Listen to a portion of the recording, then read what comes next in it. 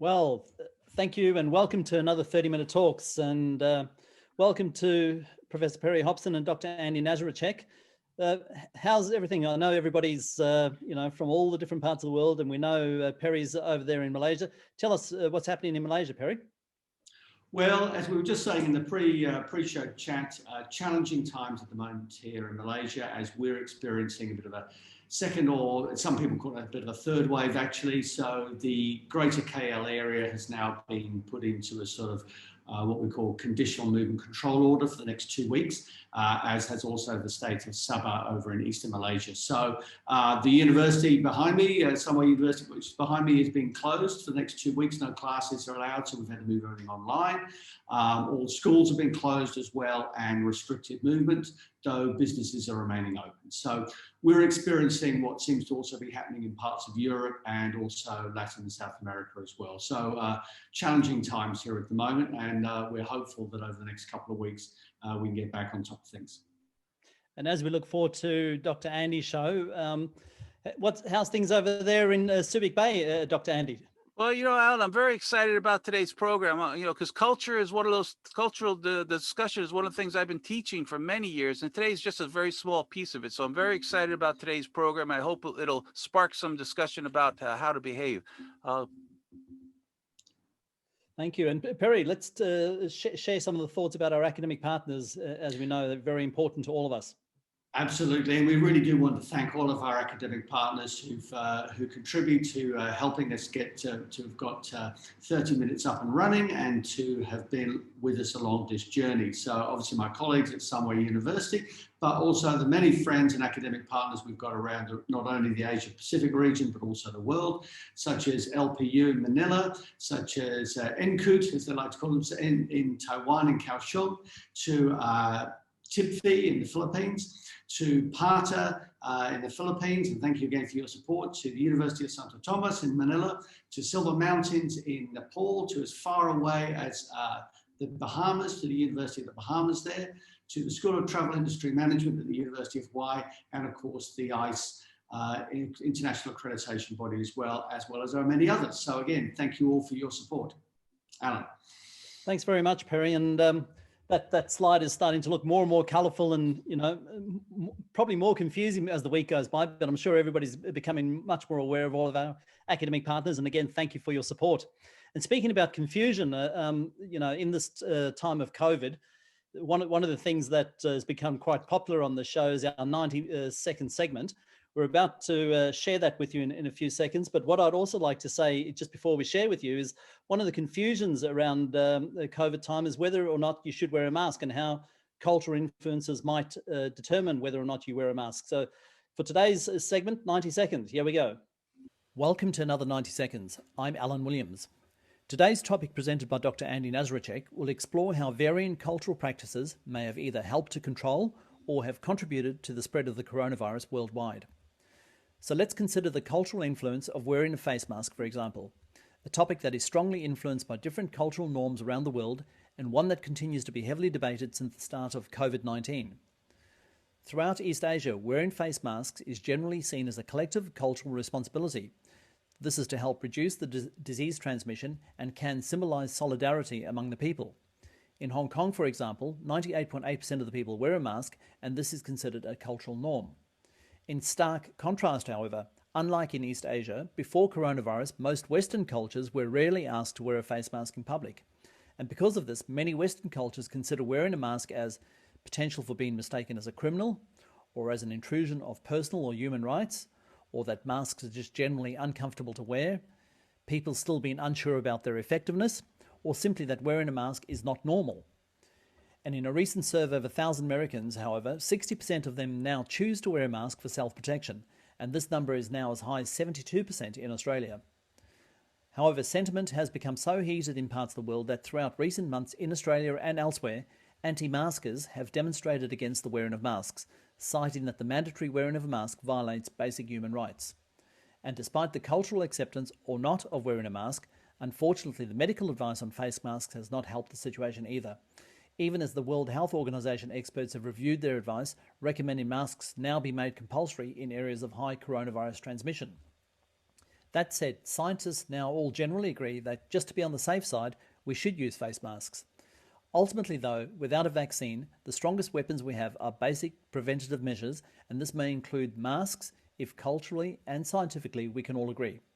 Thank you for watching another 90 seconds. Well, I'm hoping that that's a little bit of a prelude to today's show, everybody. And as you've seen there's some confusion around wearing masks, but a lot of that confusion is sometimes even initiated by the cultural norms that we've seen. And on that note, let me introduce today's speaker. Not that he needs much introduction. He's with us every single week and very much part of the show as an initiator of 30-minute talks, Dr. Andy Nazarechuk, who's going to be presenting today on cultural behaviors and COVID-19. Welcome, Dr. Andy. We look forward to your presentation. Yeah, thank you, Alan. That was an excellent 90 seconds. Was looked very good, sounded very good. You're getting very good at putting together those 90 seconds. And the topic you're discussing is very good because you mentioned two things that are very important when it comes to culture and collective societies. And that's the difference between the Western world and the Asian world. In the collective society in the Asian world, when people wear a mask, they're wearing a mask because they may be sick and they want to protect everyone else. Where in the US, it's a little bit different. They're actually wearing a mask to protect themselves. So it's a completely different structure on the way people view wearing masks. So mask wearing is complete. In the Western world, it's very uncommon for people to wear a mask. So let's talk a little bit about it today. But one of the things I want to tell you is I've been involved with cultural behaviors and differences because I've been traveling the world for a long time. And many years ago, I met and had a good conversation with Roger Axel. We had lunch and dinner, and we were talking about cultures for a long time. And his books were called Do's and Taboos Around the World. So I just want to put a shout out for Roger out there somewhere. And I hope that if you ever see this book in a library or if you ever see it in a bookstore, buy it because it tells about his journey around the world as a salesman years ago. And he wrote very clear descriptions and stories about cultural behavior. So it's a very interesting book. Hope you'll read that. But today we're going to talk about cultural differences. And the one thing you have to remember is, are you ethnocentric? And the answer is, yeah, we're all ethnocentric to a certain degree. What does that mean? Well, it means the tendency to evaluate your own cultures, values, beliefs, and behaviors as more positive, superior, logical than those of others. So we all believe that our culture is the best, don't you? So you have been brought up a certain way, you've been taught to do things a certain way, and everybody around you does it the same way. So everything you do is your culture because it makes you part of that group. So the difference is when you see someone else from a different culture doing something different, you go, that's a little bit strange. But when they look at you, they're looking at you the same way. They think you're a little strange too. So cultural differences is the one way to bridge that gap so you can understand someone else's culture. And the purpose of this is to help you be more successful in business. But today's session is focusing more on being safe during COVID-19. So let's get started. Now, we all know that COVID spreads by touching things with your bacteria and then touching your face or your nose. And unbelievably, we touch our face many times throughout the day, don't even know it. It's just an automatic thing. So touching your face and touching someone else is one of the things that they always say. So social distancing, that's one of the reasons you see social distancing a lot. So a lot of people are unsure what to do. And so today, let's talk about some of those behaviors. You know, the handshake is probably the most common greeting around the world, but it's not the same greeting for everyone. So if you will look at the way things happen in the US, for example, when you go into a meeting, you'll shake everyone's hand. So watch this example. He's shaking hands. He's shaking this person's hands, that person's hands. He's going to shake everyone's hand around the room. And in today's world with COVID-19, that is how you spread the virus. So what do? You have to change your behavior. So in the United States, it's very common for people to do that. Let's see if I can go to the next slide here. So let's look at some charts first. Now, I'm picking on just a couple countries today, Spain and France. Now, look at Spain and France. The numbers were going down in July, but then in August, they started to go up. And they are starting to go up around the world. So it's not like Spain and France are different. But I can say that some of the cultural behaviors, I think, are probably helping spread the virus quicker in some of those countries. Now, if you look at Italy and Germany and UK, the numbers are going up a little bit, but not as fast as other places. But the UK is starting to go up quickly too. And I'm sure there's some cultural behaviors in there. I think they spend a lot of times in pubs, and that's one of the reasons they're so close and have some challenges there. We'll see. Here's another one. You can see even in up in October, just until October, even going up higher and higher. Spain and France started to taper off a little bit, so that's good. But one of the reasons that I believe is because of the way people greet each other in some of these countries. And if you look at the numbers, they go down, they go up. So after things got better, they said, oh, everything's okay again. And I believe that they started to go some of their old behaviors, and it's hard to stop your own cultural behaviors. So let's look at a brasso. Everybody see a brasso? You know, a brasso is something you do when you're in Spain or in the Spanish culture, many different cultures. You hug each other, you're touching each other, you're very close to each other. Space distance between people is very small. So all of these things are an example of how people do a brasso. So it's very common in Spain for people to hug each other as they go through the day, every time they greet. Same thing in France. How many times have you seen this? The French, they just love to kiss everybody in France. One kiss, two kisses. When I was teaching in France many years ago, I would see all my students, they were kissing each other every time they walk into the classroom. And as a cultural difference, I would say, well, how come you don't like me? Because nobody would kiss me. Well, that's because I was not part of the group. Once you become friends, then it becomes very common to greet each other with a kiss on one cheek, two cheeks, holding the shoulders. So you can see this contact is very, very close. This is one of the ways that things are spread. The virus is spreading in France. So there's actually a campaign, no kissing in French, fight against COVID-19. Can you imagine no kissing in France? They kiss all the time. So for them to stop kissing is a challenge. And that's what makes it harder to stop the spread of the virus when you have these cultural behaviors that are so ingrained that when you walk up to a relative or a friend and you don't kiss them, you know, it's very awkward. It's hard for people to do that. So let's go on to the Middle East a little bit. You know, in the Middle East, it's very common. You put your hand on your shoulder. You will kiss on both, touch cheeks, kiss on both cheeks, and it's very close. Another reason why the behaviors are different. How about in Manila? Let's go to Manila. What's this? Everybody know what this one is? Yeah, this is how you get around in Manila. You get on a jeepney and you get in there. Now, what's the problem with this? Well, in Manila, you are very close.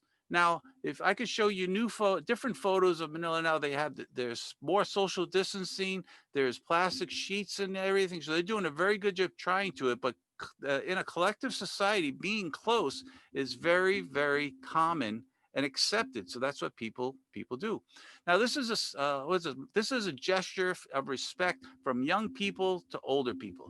Now, I think this is a wonderful gesture. The younger person and not just kids. It's actually, I've seen teenagers, even adults do this as a sign of respect to the senior person. You take their hand and you put it to your forehead. Well, that's a wonderful gesture, except when it's COVID-19, you don't want to do that. So it's hard to stop doing these cultural behaviors. That's something you've been taught for a long time. And if you don't do it when you're a youngster, you're getting in trouble. So this is a good example of cultural behaviors that are hard to stop. Now you would ask in Japan, let's go to Japan for a second. In Japan, they bow.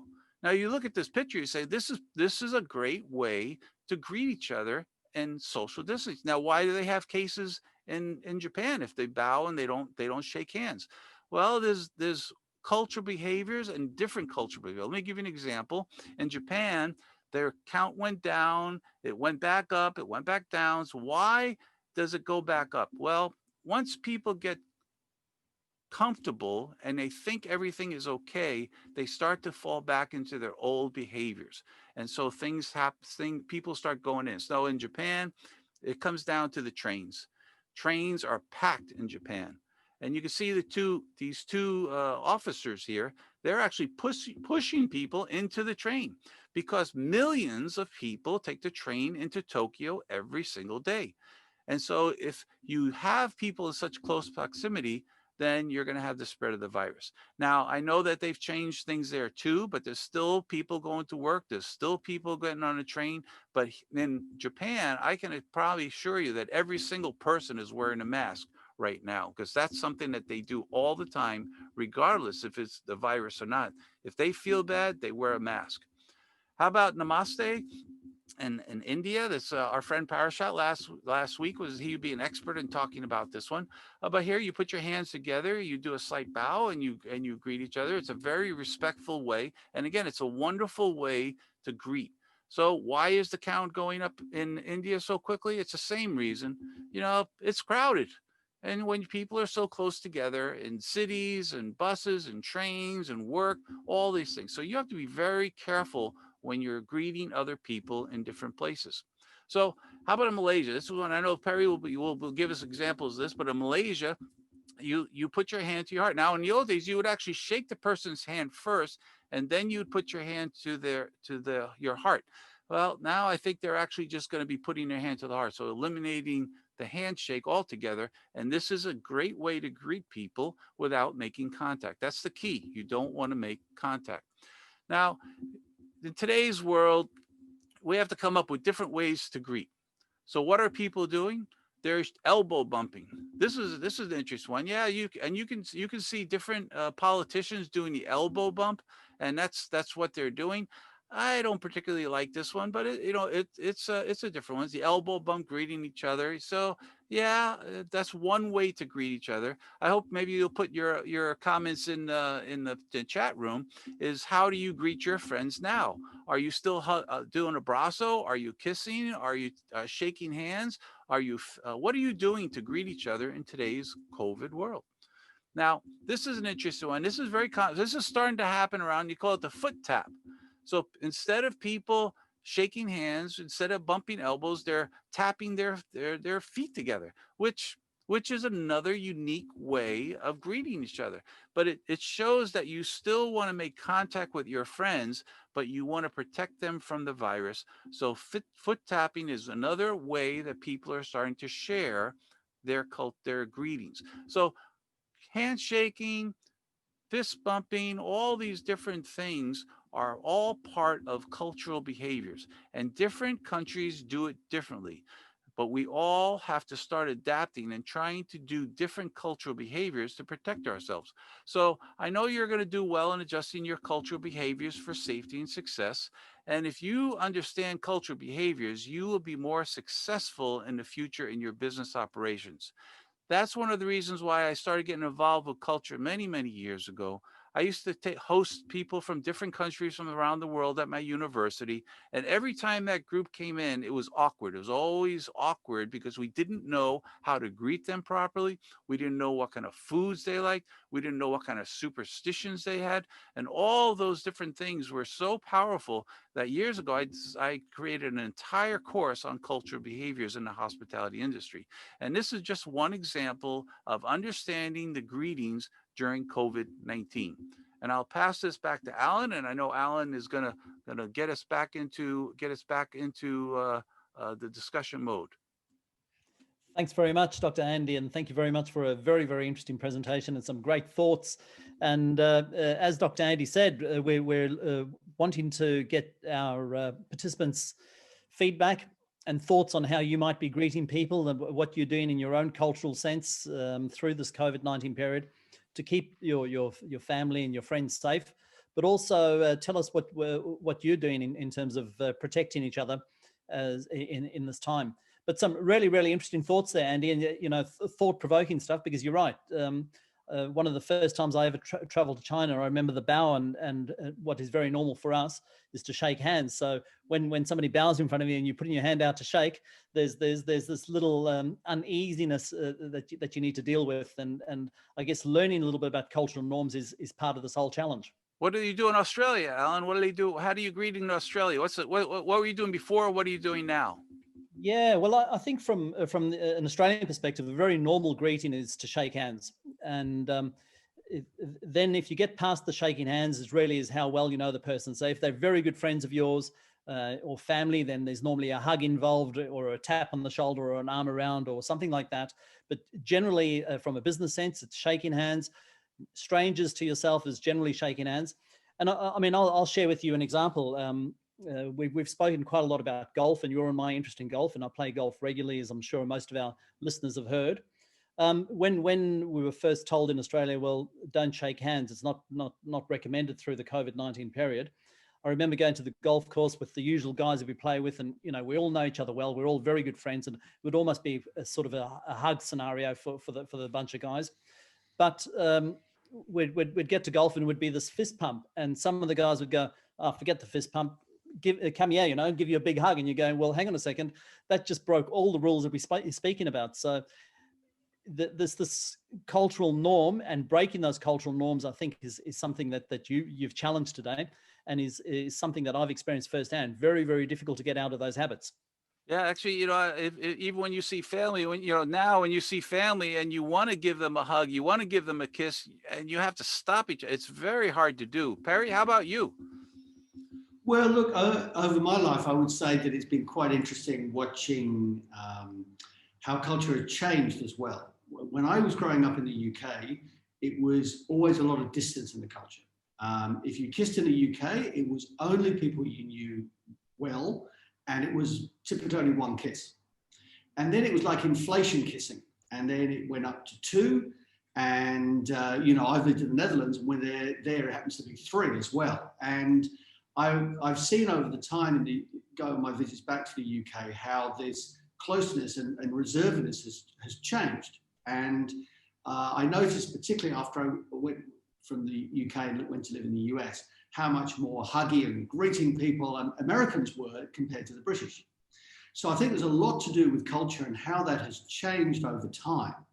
And obviously in certain parts of the world, handshakes, particularly in Western culture, has been very strong.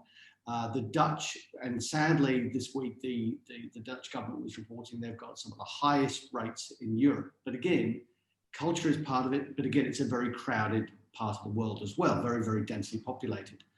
So sometimes I think it's hard to disaggregate this question of, is it the culture that's spreading it, or is it the proximity to everybody else and how people are living? But my hunch is the two are interconnected. And, when I moved to Australia, the culture was again a bit different when I moved there in 95.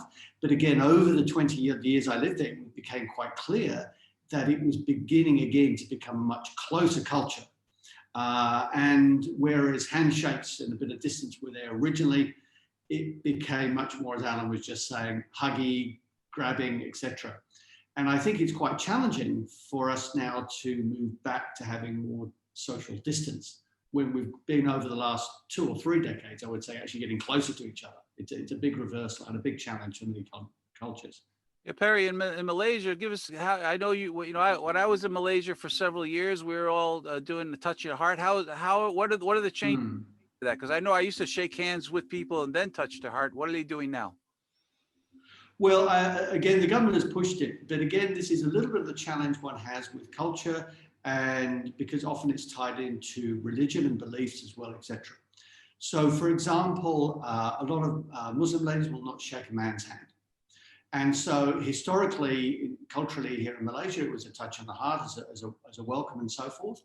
And so there's been a push to go back to that so that there's less human contact. But again, always a tricky thing here is, and in many cultures, is the question is one culture or tradition dominating over another?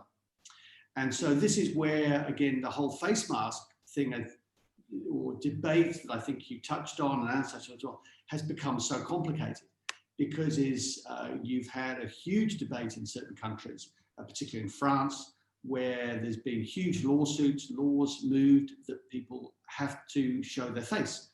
So people from traditional and very strict Muslim cultures wearing niqabs and burqas is completely unallowed.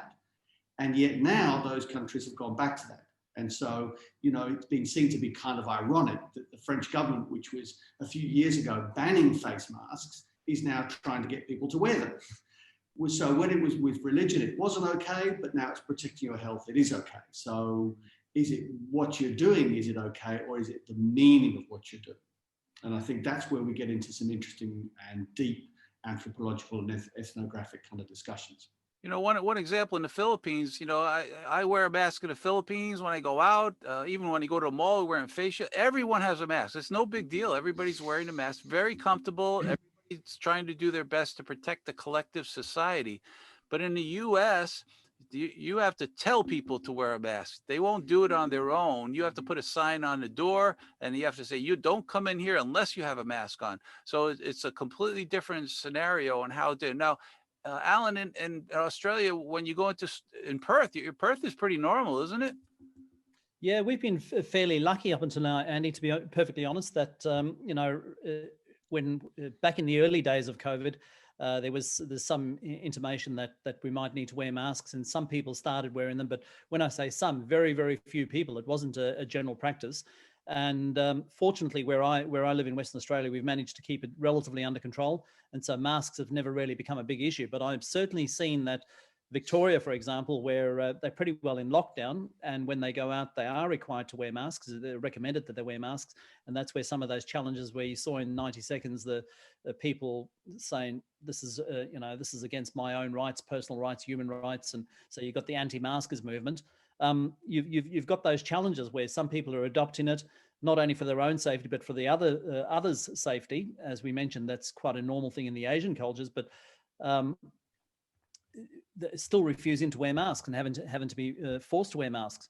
Another interesting thing that's come out in, you know, in terms of culture and this COVID time is, let's go beyond the greeting. What about some of the cultures sitting with a group of people to share a meal, and, you know, groups of people sharing a meal, but then eating from the same bowls, where it's quite normal to, you know, not serve individual bowls as it might be in some Western cultures, but certainly throughout the Asian cultures, lots of different foods are put on the table. Everybody shares from that. So, and indeed in business luncheons or business entertainment, that's a cultural thing. Your guests share from those same foods. I think that also challenges a whole range of other cultural norms and other cultural practices throughout this time. Yeah, actually, it does. Oh. Yeah, actually, that's a good point. The dining, the eating culture is different. I know in China, when they were having SARS, I was in China during SARS many years ago, and before, everybody would just use their chopsticks and grab food from the center of the table. But then during SARS, what they did, okay, there's a separate set of chopsticks to take the food, or they would actually turn their chopsticks around to take the food from the center of the table, put it on their plate, and then turn around to eat with the thing. So they were trying a lot of different things in order to minimize the risk. Perry? Yeah, I'll just pick up on the chopsticks, because I remember going back to Hong Kong after SARS kicked in, and they had two sets of chopsticks. And what I found was confusing, because they had a lot that were white chopsticks and a lot that were black chopsticks. And it seemed to be that no one had quite decided whether the black chopsticks were like serving spoons and the white chopsticks were for eating, or vice versa. And it became, again, very confusing. So again, this is where the nudging along helps. And as I mentioned earlier, it's a question about how we start to change behavior. So let me give you a couple of examples. I was fortunate enough here in Malaysia before this last lockdown to get away for a short holiday. I've been twice to a resort up in Langkawi.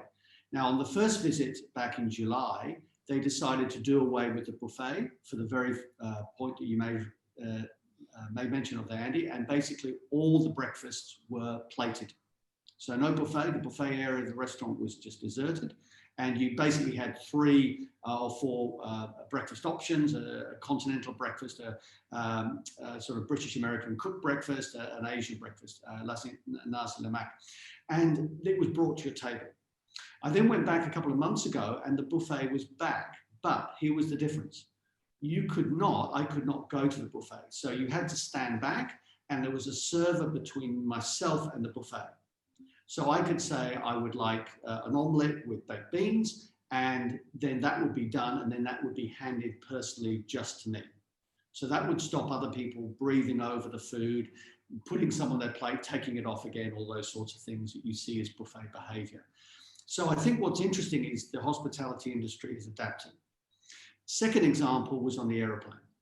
When we flew up with AirAsia were very strict. One of my challenges of living in Asia, as I said, people are very good when it comes to wearing face masks, but when it comes to getting off an aeroplane, it's just like a free-for-all.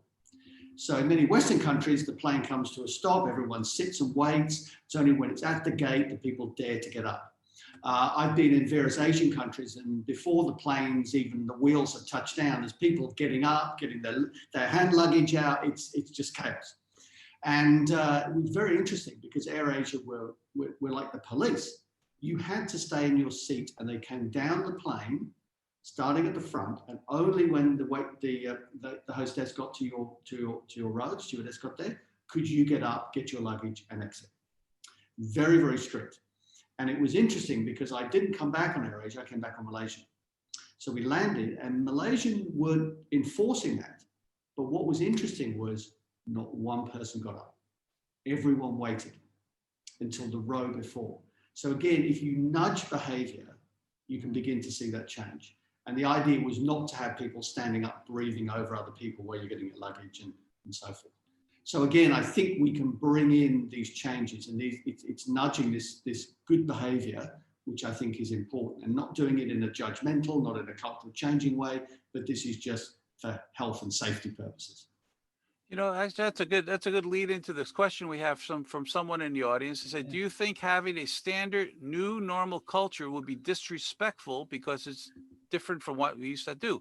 You know, that's such a good, you know, changing the way you've been doing it for your whole life, probably decades, if not hundreds of years, and then all of a sudden saying we're not doing that anymore.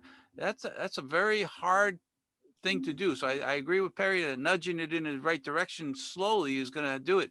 But I think the whole world is going to have to adapt some common behaviors that everyone can accept during COVID-19. Alan, what do you think? Yeah, listen, I think this is about adapting culture in order to keep yourself and each other safe through times of a pandemic. And, you know, we're all hoping that someday there will be a vaccine, there will be some sort of cure to this. But I guess while we're waiting for that, that adaptation needs to be taken, or that, you know, we need to adapt ourselves.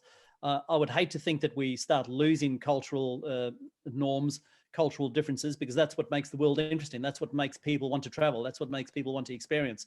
So I'm hoping that this pandemic doesn't change the world to that extent. I think historically, if we go back to the Spanish flu again, and we look 100 years later, I think there's no doubt that the world recovered from that. I'm hoping that the same thing is for COVID-19.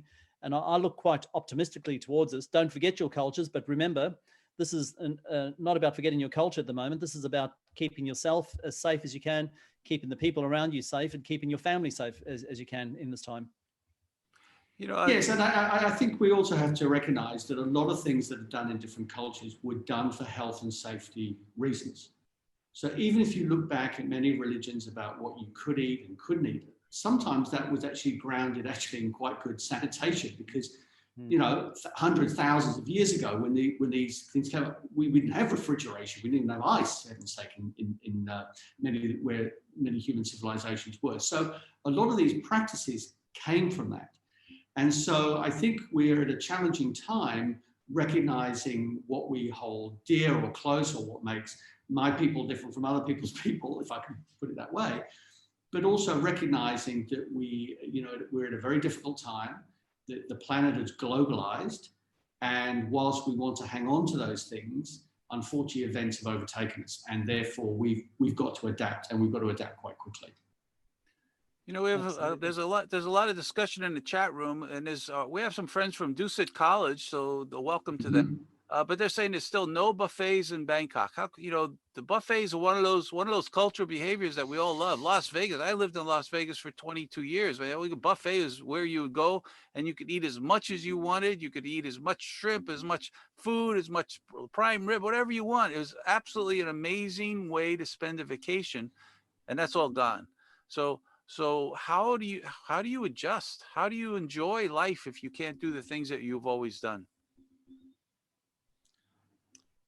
Well, I think I'm going to be controversial again, because I quite like the idea that buffets have actually been a bit knocked on the head. I think there's some real issues with, I've got some real personal issues with buffets and food wastage and one thing and the other, and also obesity, because I think a lot of people eat much more than they really should do from them.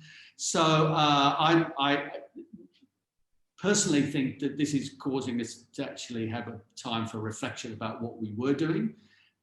whether it was environmental issues, whether it's been food-related issues.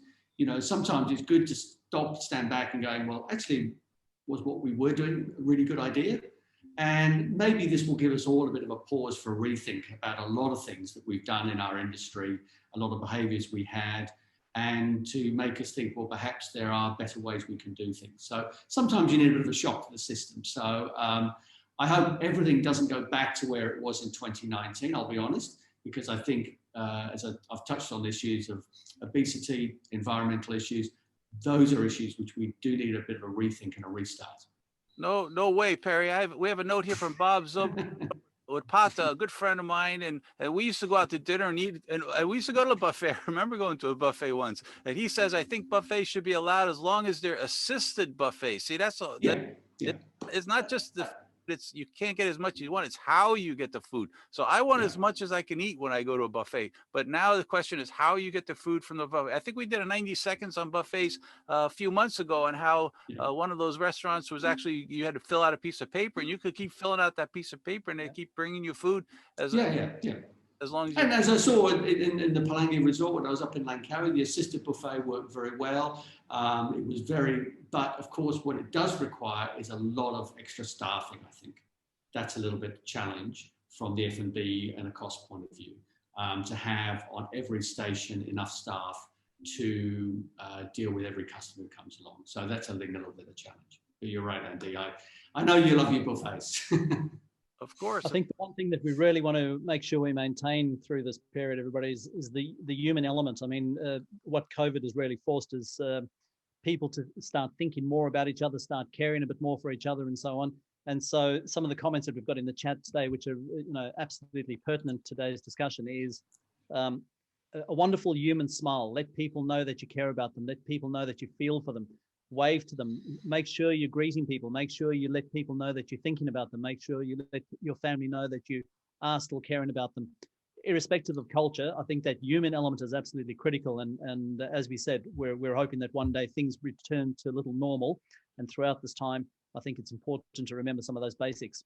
Alan, I think that's the most important thing, because now you can't shake hands, you can't do all these things, and how do you make your customers and your businesses, restaurants, hotels feel welcome?